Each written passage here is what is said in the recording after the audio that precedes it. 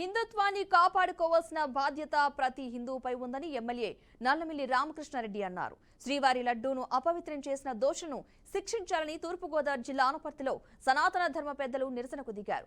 TTD మాజీ chairman YV Subbareddy, మాజీ CM Jagan ను కఠినంగా శిక్షించాలని ఎమ్మెల్యే నల్లమిల్లి రామకృష్ణారెడ్డి డిమాండ్ చేశారు. జగన్ దిష్టిబొమ్మను దగ్ధం చేసి ఆయన నిరసన తెలిపారు.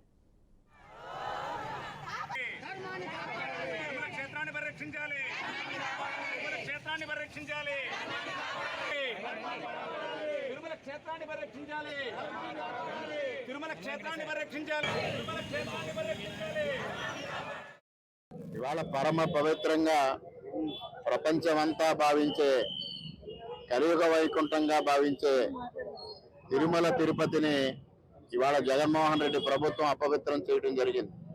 ఈ 5 సంవత్సరాలుగా తిరుపతి వెళ్లిన భక్తులు ఎవరైనా సరే అక్కడ జరుగుతున్న వ్యవహారాల పట్ల తీవ్రమైన అసంతృప్తి వ్యక్తం చేయడం, పవిత్రత కోల్పోయిందనే భావాన్ని వ్యక్తం చేయడం విన్నాం.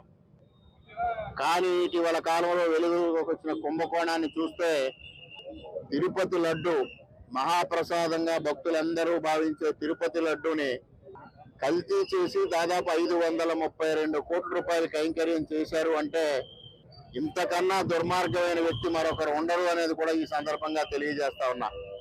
అదేవిధంగా భక్తులకి మహాప్రసాదంగా అందిస్తూ భక్తులు చాలా పరమ పవిత్రంగా భావించే తిరుపతి లడ్డు వాడకంలో, నెయ్యి వాడకంలో ఒడ్డు మాంసం, పంది మాంసం, వాటి అవశేషాలు ఉన్నాయని తెలిసిన తర్వాత దేశవ్యాప్తంగా